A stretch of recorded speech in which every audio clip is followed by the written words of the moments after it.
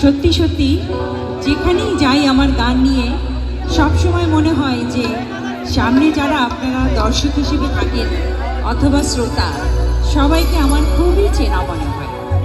তো সেই জায়গা থেকে একটা কথা বা একটা গান আমি বারবার গাই।